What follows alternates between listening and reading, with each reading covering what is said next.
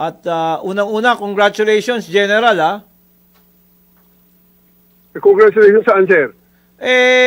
Ano ba ang naging direktiba sa iyo ni Pangulong Marcos para maging bahagi ng manhunt kay Senator De La Rosa? Alam mo, sir, fake news ho yan. Naku po, hindi po totoo yun. Ganun? Sensationalize lang Oo. ng mga vlogger na walang magawa. Yung interview ko sa Manila Hotel. Pinremis Okay. kasi yun ni Senator Joey Lina na kung uutusan ka ng presidente, o di yun ang sinagot ko, kung uutusan ako, susunod ako. Okay. Ayun, ang sabi kaagad ng mga vloggers, ayun, inutusan na. Grabe naman. So fake Walang news. ganon. Fake news ho yan, fake news ho yan. Hindi Pati totoo tuloy yan. kami na biktima ng fake news na to. Akala Opo. ko, natuwa pa naman ako na na-appoint ka na ni Pangulong Marcos. So wala pa lang appointment. Walang katotohanan ho yun. Hindi ko kami nag-uusap ng presidente at ang ating trabaho pala ay nasa MMDA. Kaya nga gusto ko sana sabihin, mag-promote na ako ng sarili ko ng konti.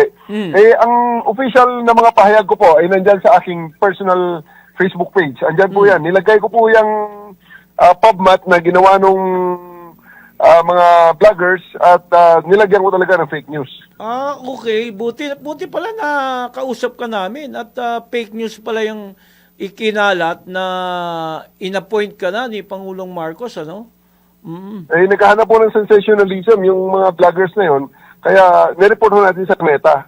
Wala ka bang bukod sa pag-report sa Meta, wala ka bang plano na sampahan sila ng reklamo or demanda or whatever? Medyo busy kasi tayo eh. Parang kung sayang ang oras natin, kung patulan natin ang mga to, at napakarami nilang walang magawa sa buhay.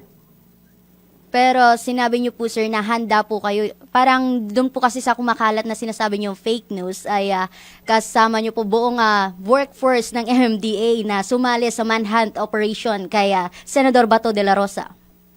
Alam niyo po, ma'am, yung MMDA kasi part ng gobyerno yan. Kaya kung ano man ang iutos sa atin, susundin natin. Like, especially kung halimbawa sabihin na, yan, may information kami na nagtatago yung subject sa landfill, nandyan sa ilalim ng Imburnal, sa ilalim ng tulay, o nandyan sa ilog, dyan maasahan nyo kami. Pero aside from that, wala po ako nakikitang rason para ang MMDA ay maatasan talaga ng espesyal sa bagay na yan. Pero General, alam nyo naman ang nangyayari sa Senado, napaligiran ng Senado, pero nakatakas si Senator Bato de la Rosa at hindi maiwasan ang netizen o ang publiko na biglang lumutang ang pangalan ninyo na si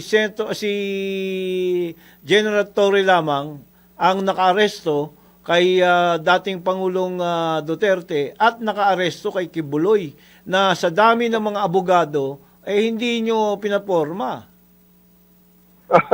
Maraming salamat po, sir, sa tiwala. Pero sa ngayon po talaga, hindi naman tayo kasali dyan dahil MMDA nga tayo ngayon. Hindi naman tayo sa direct law enforcement or may isang opisina na nagbibigay na nabigyan ng atas para mag-serve ng warrant. Okay.